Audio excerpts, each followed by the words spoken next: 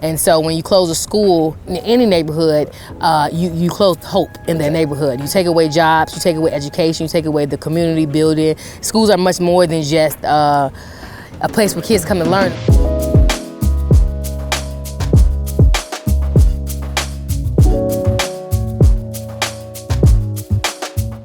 In 2013, the Chicago public school system voted to close down 50 schools across Chicago, making it the largest school shutdown in United States history.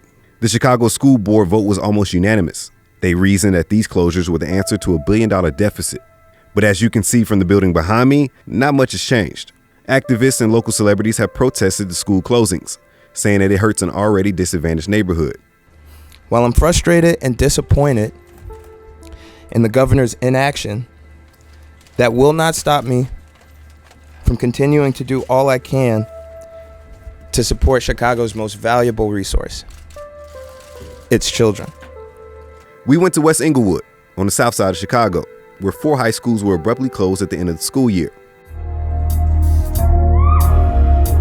Asia Butler is a longtime resident of Englewood, who started off as a frustrated and concerned mother. And what were some of the things that you were seeing wrong with the community? My daughter was in elementary school, and at the time, I really felt like none of the schools were worthy at that point in terms of test scores. So we started seeing data of the schools, the test scores, the population decreasing. And I even wrote a post, and I had to go back to it back in 2011, and I said, if we don't do something about this, we won't have any schools in Englewood. In your honest opinion, what do you think the motivating factor was to close the schools in Englewood? Oh, God. It is so systematic. I mean, I think it's a larger national issue with public education in poor communities. And I think that is threaded through the reasons why so many schools were closed. If you look at the data, it's on the south and the west side of Chicago, where mostly is areas of poverty. They used a formula of underutilization. We knew that wasn't really why this was happening.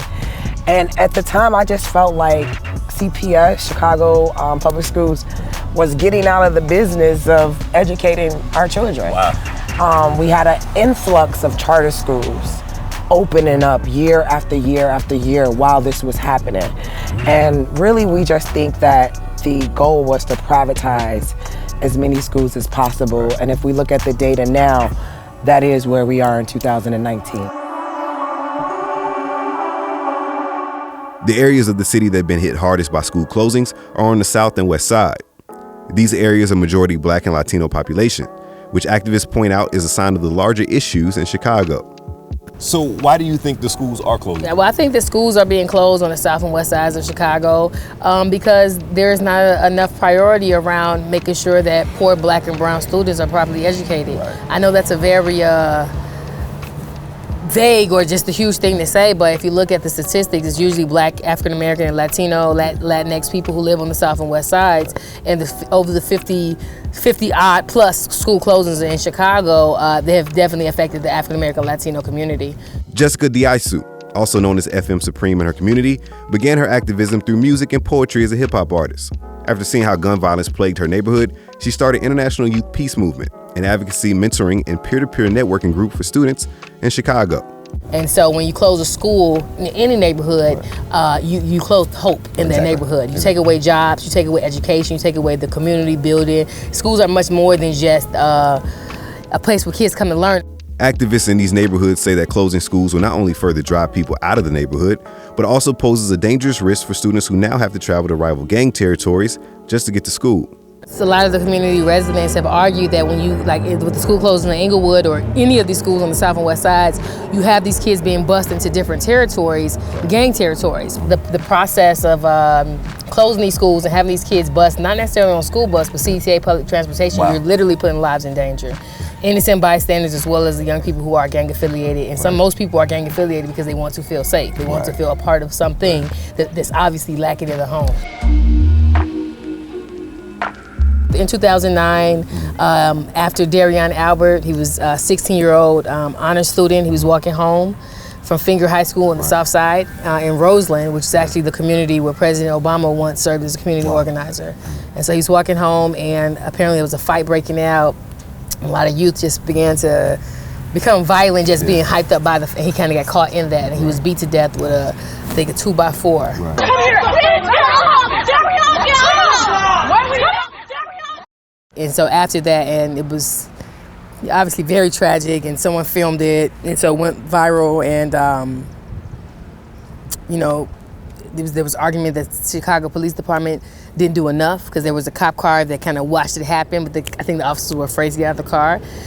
There were no adult liaisons to break it up, and so Safe Passage was created to make sure that after school, before school, and after school, that there are adults in like the lime green attire to show, to make sure that kids are, safely getting to and from school as they're getting dropped off and picked up.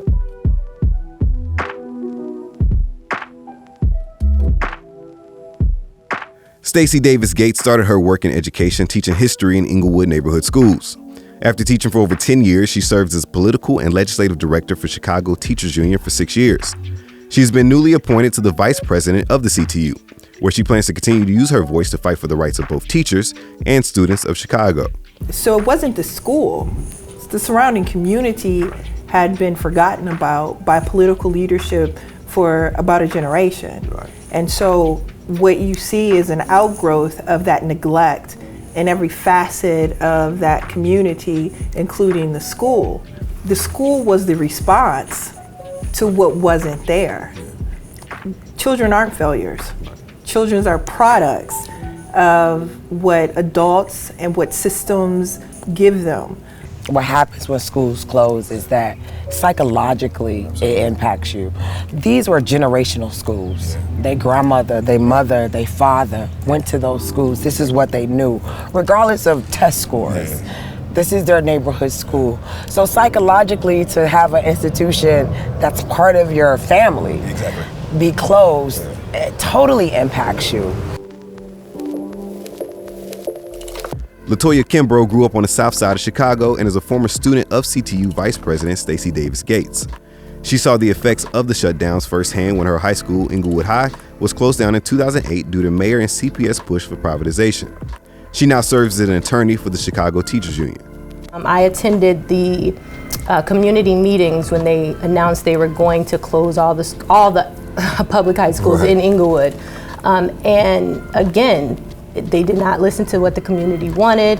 The decision was already made before they held these community meetings.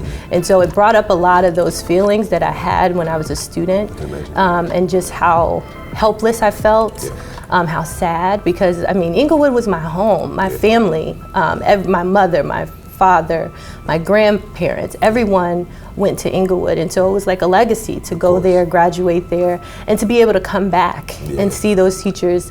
It was funny, my English teacher, she actually taught my mom, so and my dad. So to have that just be taken away was really hard. After spending a day with activists like Asia and Jessica and meeting representatives of Chicago's teachers union like Stacey and LaToya, the resounding message I heard is that the community wants to be involved in the decisions that affect them. So we need to come correct on what it means to give voice and agency to parents of color. That's number one. Number two, we need to resource it. Things that we value and we put priority on, we also fund, and we fund at high levels. Education, good education, only comes from communities that are resourced, that are valued, and that are given structure and infrastructure. And when you look at communities like Inglewood that have been divested in, and where community members are doing the best that they can to draw resources in, but have zero help from the political leadership of this city, then that's a problem.